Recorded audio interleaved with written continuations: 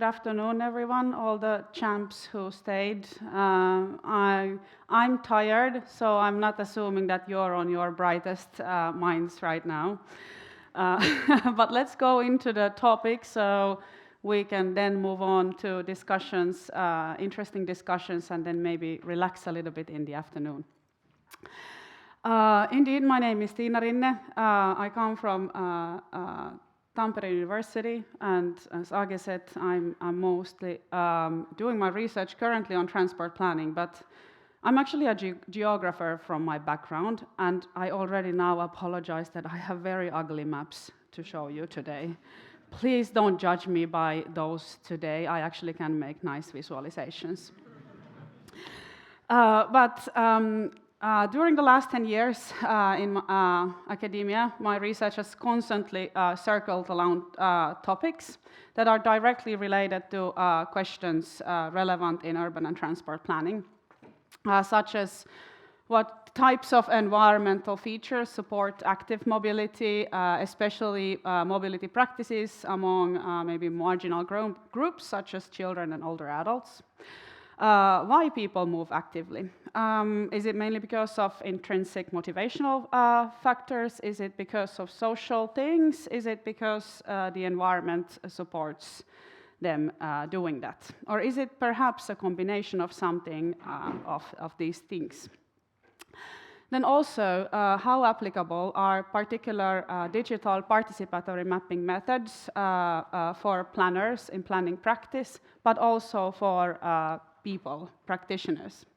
And then also, more recently, about how urban and transport planning interventions influence citizens' behavior, or do they actually influence citizen behavior?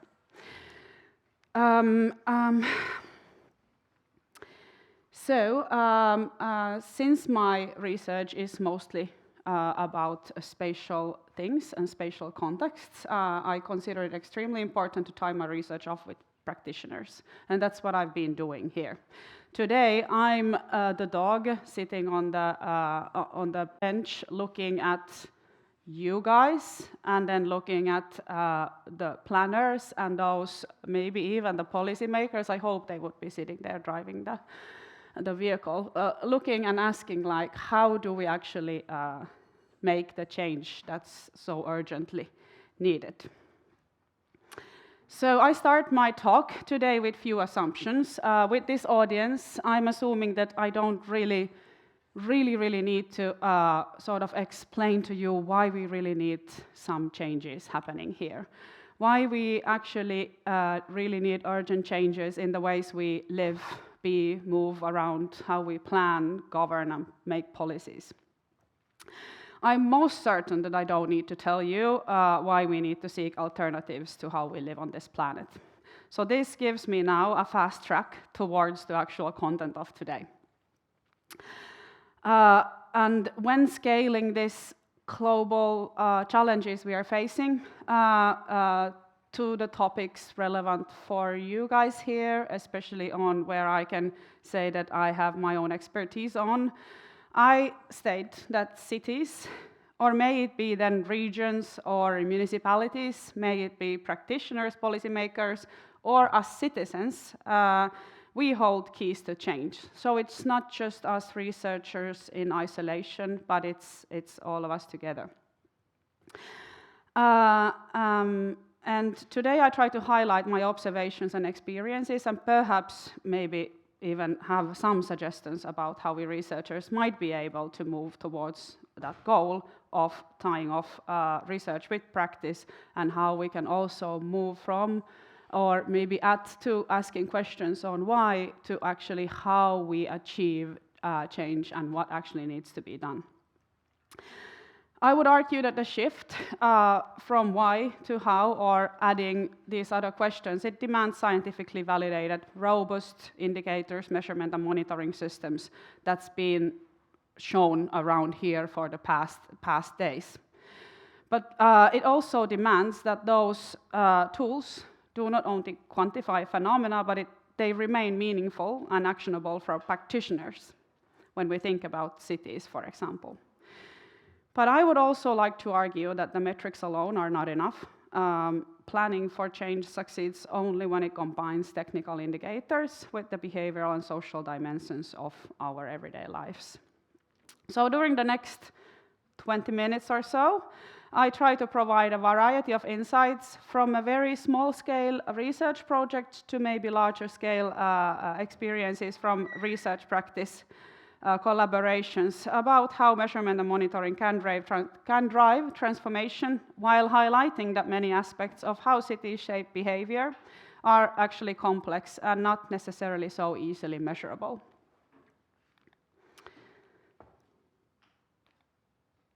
Okay, but let's start with a little practice. And now don't fall asleep when I ask you to close your eyes for a brief moment. Please. But can you close your eyes and think about, if you wouldn't be here, where would you be right now? And it would be something about your everyday life. And you can open your eyes and think about that. So measuring, from the measuring perspective, and especially for the audience here, right, if I would have access to your mobile phone data, and for now, I could tell you that you came from certain places to here. I could even tell you which route you take, even if I would be not very simple modeler, I wouldn't do the Euclidean distance, I could actually do it on the routes that you took. Right, I could tell you where you've been last week, maybe where you mostly do your course, where you move around and so forth, right? But I wouldn't be able to answer why you were there and what were you doing there, not necessarily so easily. I wouldn't know what was so special or what was actually not necessarily so special, but you just had to be there, for example. And we come through this to the fact that we all perceive the environment through our individual lenses. We see affordances from the environment through these individual lenses, where there are multiple factors that actually influence how we perceive the environment. So for a person, this place would be perhaps important, or they went there because of the green spaces. But then for another person, maybe it afforded them a possibility to commute nicely. And then for another person, it was actually the potentials for social interaction in these places. So to understand what and why is happening in places, I would argue that we need also the depth of information alongside also the width of information or the size of the information we can gain from different data. With a few brilliant colleagues of mine, we were actually then trying to look at the width and the depth, or the amount of information we actually can gain from different types of data. We compared some types of data that we call active sensing here, and now we can talk later about is this a very good way of describing this, but on the gray-blue coloring, and then also passive data such as telecom or social media and sports apps. And I just wanted to show you this because it highlights, I think, quite nicely visually the things that I'm emphasizing here is that let's say with mobile phone data sets, we can have a crazy cool amount of information and knowledge on like where people move about, when they do it, right? We can maybe make some descriptive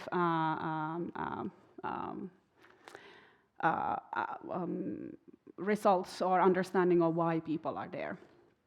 But we really cannot really go into the details why, like so that people actually themselves describe why they are, for example, going to a place or to another.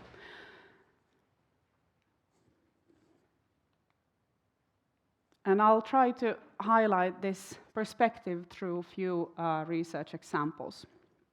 And this is a study done by my colleagues at Aalto University, together with the city of Helsinki. So city of Helsinki was, and this is around 2019, I added the paper I cited here is not directly about this data set, but it's about the same topic. So city of Helsinki was really interested in understanding about the walkability in Helsinki. They use this participatory mapping method, so asked residents to map routes they use for utilitarian walking, and then also routes that they use for recreational walking. We could go on and on talking about the spatial differences of these two different modes of walking, but where I want to highlight the thing that we could make then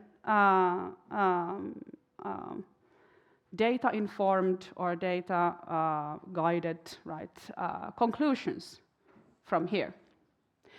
But if we would go a step further and ask from the people, then can you actually also tell us where are the unpleasant places along your routes?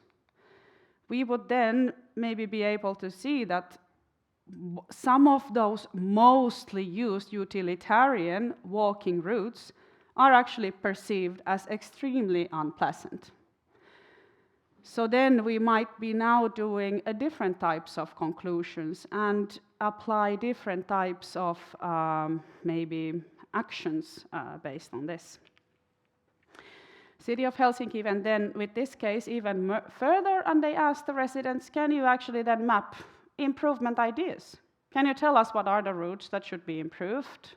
And respondents gave them even more in-depth information on the routes. And if we think about the previous maps, then again, the assumptions or the knowledge we draw from this might be again a little bit different. Just to tell you then a story that for once it ends nicely. Helsinki railway station is to be now mostly car-free, especially on these areas that the residents 7 years ago were telling that are actually very problematic for especially for walking and obviously cycling. So the corridor that I was highlighting there, it will be now banned for private car travel and will be pedestrianized. Then let's go into another example. This is an ongoing research project where we are working together with the city of Oulu. If you're not too familiar with the geography of Finland, Oulu locates quite north parts in Finland. It's about 5th largest city. Now I don't remember the latest statistics, maybe 5th, 6th largest city in Finland. And we are collaborating there with the transport planning practitioners. We are conducting a clustered quasi-experimental multi-component intervention there, and why we are promoting winter cycling and walking in Oulu is because seasonality actually in prolonged cold climates such as Finland poses major barriers to year-round active travel, but Oulu in this case is a quite unique case. It's often titled as the world's winter cycling capital. But what we are actually interested in is winter maintenance, a key barrier to mitigate maybe these seasonal active travel barriers. So can we with winter maintenance actions, can we change some of or mitigate the barriers? And I will try to go now very briefly with this. So we are doing this multi-level intervention where we are targeting 4 schools and school neighborhoods in Oulu with different levels of intervention. So we are doing winter maintenance improvements in 3 schools. 1 will be stayed as a control school. In 3 schools we are doing the winter maintenance improvements. And then in 1 of these schools we are doing a multi-level intervention at the same time. So while the possibilities through winter maintenance to actively cycle and walk to school At the same time, then we will be doing this so-called social intervention, social level intervention. So we are actually with children themselves designing winter maintenance or winter time active travel related workshops and actions. And then we are targeting also families with more of information level interventions. And we are doing this, maybe at this point you're not surprised that I'm doing something where we try to integrate different methods and different approaches. So we have all the participating children. They will be answering this participatory mapping survey where they tell about places they go in their everyday life and which modes of transport and what they use and where they are about and so forth, like whatever you could ask in a survey. We don't put everything there, but many things. Then we will be following approximately every fourth kid with these accelerometers, so we are actually able to measure their actual physical activity levels. We are conducting interviews with parents, school leadership and planners, and then also conducting these walk-alongs, bike-alongs, and drive-alongs with children and parents. Because we are not only interested in children, but parents and the whole family's social practices related to mobility. But I'm not going to talk about that project that much, but we have done our baseline measurements in February now in Oulu. And I'm trying to now, again, tie this off with practice. So with the City of Oulu planners, they said that they have this ambition to really focus on school travel and make it as safe as possible, make it as active as possible, and all of these things. And they have these school travel route models that they've been using. So they model it based on their maintenance categories because they actually do quite unique, worldwide quite unique winter maintenance operations. So they have certain bike lanes that are actually plowed before even a single car route is plowed in the morning when the snow actually arrives. Anyway, so they've done these modeled school routes, and they said that they kind of like do believe it, but is it really so? So we had, in our data, we had children drawing their actual school routes, and we looked those in relation to the modeled routes. So what does the transport model say compared to what the children say? And I please ask you not to take photos, not just because they are ugly, but because it's a preliminary data drawn by children, so I would really appreciate that. Where I want you to look at is that if we now make evidence-based, or however you want to frame it, decisions or planning practices, some decisions, children's actual school travel behavior is invisible from the models, because they don't follow the model, they follow something. They follow this route, right? They don't follow the modeled route. We looked at it a little bit more deeply in one of my master students' thesis work. Zahra has been comparing the child-reported routes to sorted path routes, modeled sorted path, modeled routes, and then also this winter maintenance weighted shortest path. So there, the sorted path was weighted based on like how good the maintenance level is there. I guess you can kind of see with the picture, the maps already, that it differs a little bit. And when we looked at it, we can see that children actually make longer routes than what the models say. Clearly longer routes. And why is that? There's been many occasions already now said that cyclists, for example, take detours. And that's what we're going to go and look more into detail, because with the school routes that the children actually mapped, they were answering also questions related to, well, first of all, which mode of travel they use, but then also who they come to. Is it a social component that plays a role in their choosing their route?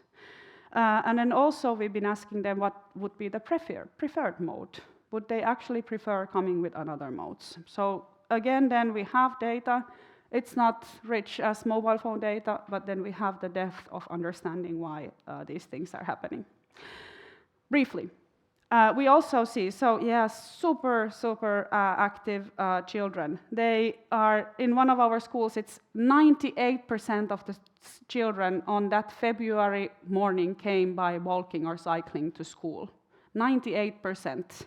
And it's like minus 10 degrees and snow. So we have extremely active kids going to school. But then when we look at the other side of the coin and we ask them which modes of transport you use to go to the other places, it's a whole different story. So these out-of-school activities, then again, when we look at all the children together, it's 80% of the trips to organized sports are by car modes. They are driven everywhere. So again, from the practice side, do we make conclusions based on children's active modes? We have a big emphasis in Finland on this active school travel promotion, which is, I think, also a global phenomena. So my question here is this an infrastructural question when we talk about active mobilities, or are we actually circling around normative and cultural issues, trying to solve them just with engineering approaches? Then let's go to another case transport models in Finland. So we've been trying to look a little bit about the transport models because the Finnish, the regional transport model in Finland is being renewed as we speak. So we conducted 11 semi-structured interviews with transport modeling and data specialists to explore the current practices and maybe the future needs. And what we found, well, first of all, what all of them said, that the household travel surveys that are the main input for these models, they are initially developed in a car-centric planning context, and they still reflect that legacy. Also, from these interviews with the practitioners, we can say that there are clear challenges with the data, knowledge and methodology related to developing these models. So even those people who are using these, they really, or maybe it's especially because these people are using these daily, they really do see that the marginal representation, for example, of walking, cycling, and shared micromobility in current travel data, it really risks rendering them analytically invisible. So we have some modes, even just modes, invisible in regional models. And what was raised then also is because we have regional models that emphasize long-distance trips, which is not necessarily a bad thing because it also looks then into, for example, CO2 emission, potentials for CO2 emission reductions.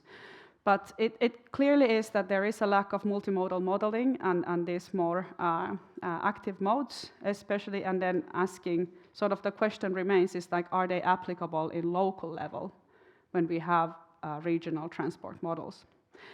The person who is actually running the renewal of the whole national transport modeling system was asked, like, if sky would be the limit, what would you do?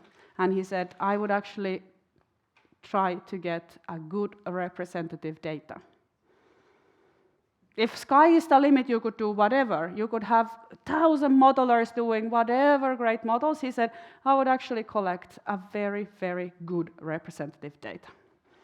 That was his answer. I asked him if I can quote him. Yes. Okay, did we jump into... Okay, we jumped one slide, but that's completely okay.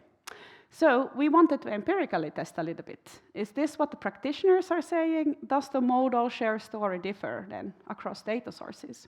So NTS here is now the national travel survey that feeds the data into the national transport models. Then we had from two different city regions in Finland, Espoo and Oulu. We had data also on collected based with this participatory mapping method. So where people report their everyday places, the modes of transport they go there, how often they go there, and so forth. And then we had mobile phone data. And we can see that the story is pretty different compared to which data source you look at.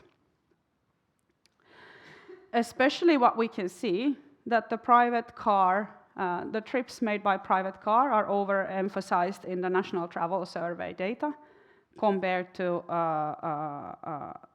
the other datasets. Whereas then, for example, the share of public transport is very low compared to the other two datasets. Acknowledging that these data sources are quite different from each other, we conducted a sensitivity analysis for the mobile phone data. So we actually, because we have like 10,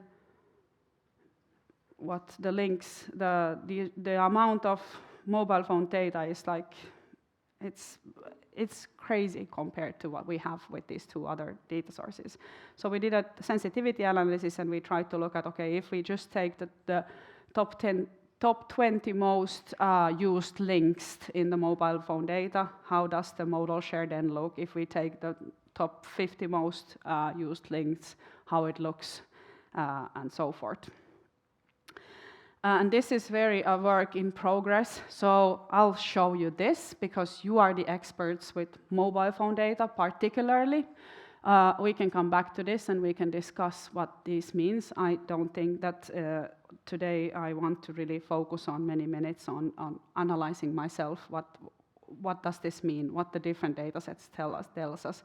But you can see that it is a little bit different story based on what you look at, which is probably not a surprise. It's different types of data and different types of approaches. But what I want to emphasize here, through the case of City of Helsinki's transport survey, and concluding kind of one of the main things here, City of Helsinki does their own travel survey yearly. And last year, for the first time ever, they weighted foreign language speakers who've been previously underrepresented in the data. So they really did targeted efforts to get these people to the travel data. And then suddenly, the car ownership, for example, in Helsinki dropped by 11%. And this is not any causal thing, it's just people being underrepresented there. And then, for example, car-free living seems to be much more common, especially in the inner city, compared to the previous years. Takeaways for you. I think some of the most important aspects of urban life, such as our lived experiences and the behavioral complexity that really determines a lot of how we do act in urban environments, they are not really easily quantifiable. Measurement, I think, risks becoming a comforting illusion, like producing knowledge without producing maybe change. But I really want to emphasize that without measurement, without proper good amount of data, we actually wouldn't be even able to see things, anything. So we really do need measures. We need good data. We need different data. I leave it to you guys and to us guys to figure out how we in the future can integrate the width and depth together. But I think also then we are left with this challenge that is not simply about choosing between the indicators and insights, but also how to actually connect these together and then to the social and political realities that actually shape our cities. Thank you. I want to acknowledge all the people that actually put their everyday work into this, and also our collaborators and my academic mentor, Marketta, who without I wouldn't even be here. So thank you, and thank you, Mobile Tartu people.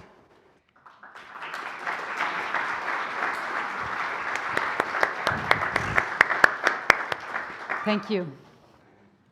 Thank you, Tiina. This was a fascinating talk and very thought-provoking as well. Now, I'm also sure that you have plenty of questions and we have good time for them. So please shoot it off to Tiina, and please also tell your name for the recording, and the volunteers are here. So please. Thank you for your presentation. I have a question on the survey. You said that the Helsinki city had this survey and they included the foreign language speakers. and I was wondering how they did that and if you had advices for us.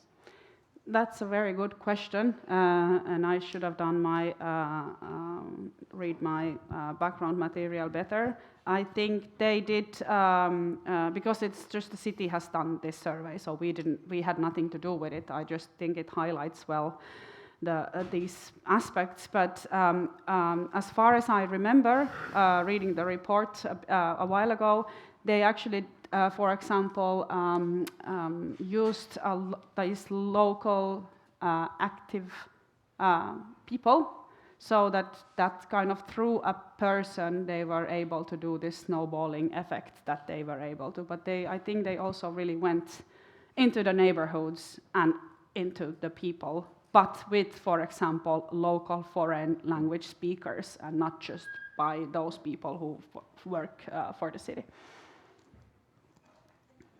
Thank you. Yes, please.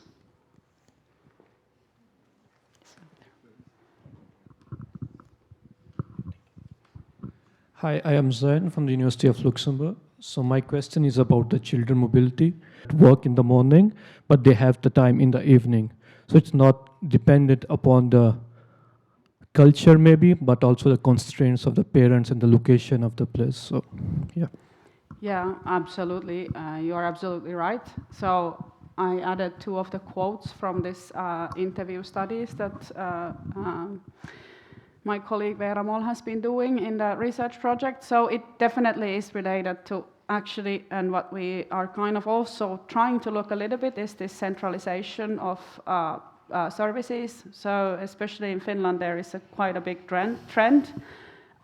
From my viewpoint, it's a concerning trend that we are doing these multi-location clusters. So we put schools, daycares, libraries, and all of these together.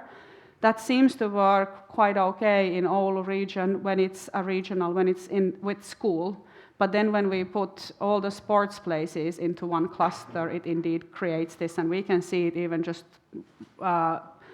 mapping out the places where kids go by car and where they go by other modes, that it's a clear spatial pattern. So it's definitely related to this, that the sports places are not close to in their neighborhood. So they are not necessarily even able to reach those places. But again, I would here go again to this question, if we think about this from the mobilities and in the sort of what's happening in the society, why do kids go so much to sports places?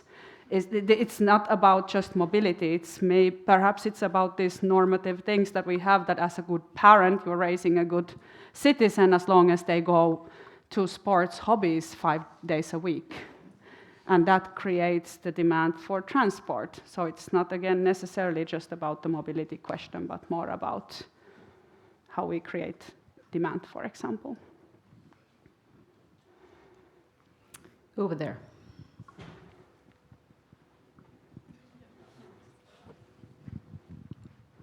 Yes, thank you for your presentation. Karen from TU Eindhoven.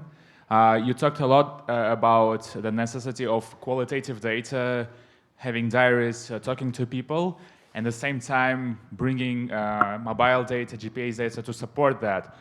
Do you have a good understanding of like in which proportion should that be done? Because people in PhDs who are starting to use more mixed methods, trying to support quantitative data with some qualitative information. So what should this proportion be? Like 10% should be described in qualitative part, or like 5%? Because you've done some projects on this, it would be interesting to hear your perspective on this balance between methods. Thank you. That's an excellent question, and I don't have any empirical evidence to show you what would be the threshold in this. But what I would sort of guess is it's also relative to the phenomena that we're looking at. If we're looking at commuting, that's pretty stable thing. And you kind of probably can make quite many conclusions from just looking at large mobile data and draw conclusions from that. But if we look at some others, like other everyday activities, which then are not anymore so like one origin, one destination related, but then of course then the whole thing of distance working, hybrid working, then stirs the soup again with this, like it's quite easy maybe to look at that. So again, but that's a brilliant question. Maybe we should actually look at that empirically. How well can you be informed based on how much you actually need to dig deep versus like how wide you actually go? I have a question in meanwhile. You so nicely presented different types of data and compared them, and we know that there is a long tradition of carrying out travel surveys, more or less with a similar methodology. Mobile positioning data is continuous. You also get like long timelines, while those participatory GIS surveys, like originally have not been built up to be repeated like systematically over and over again, and yet you have shown like two great evidences where we see that this, in case of this Helsinki railway station, main railway station, that you received qualitative data about the street space there for pedestrians, and now the city of Helsinki has changed is changing this environment because perhaps also because they got this insight from this survey. Or now you showed the school routes of children, so which were totally different than the ones modeled by the typical models. So the question is, do you also have good examples how this kind of qualitative spatial survey could be repeated to show timelines, trends, differences, impact, etc., etc.? Yeah, that's a very good question again. Thank you. I think it requires that we have some validated and sort of clear questions and that doesn't yet happen, I think, with this. With the participatory mapping methods, for example. So we don't have necessarily so well validated and longitudinally tested questionnaires. We did just very recently, we did looked at the validity and reliability of this type of a survey compared to accelerometer data on being able to measure children's active travel, and it's like the reliability, so that you can actually measure it reliably over time seems pretty okay. But then with validity, it's okay when you're just interested in the movement patterns, like active maybe on the mode level, but then when you really want to understand like how much children actually move in terms of physical activity, that you can't really draw from this. But I'm not sure if it's, I guess it's not a surprise for anyone that you can't really reach that. But I think it really requires a lot of work on testing and sort of seeing and setting the certain things that we can do it reliably over time. Yeah, absolutely. Thank you. Any more questions from the audience?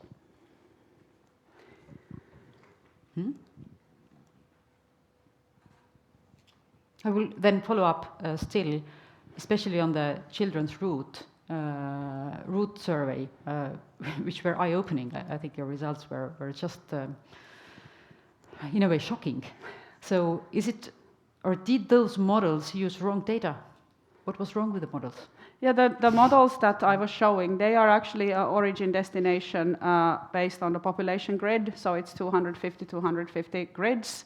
From each grid where there is children living to the destination grid, which is the school grid. And then it's just based on the, I don't know, I haven't yet, it's a consultant company who's been doing this with the city, and we will be actually meeting with them and discussing like, could we trial the model with this other data, like how could we actually impute these things into their models.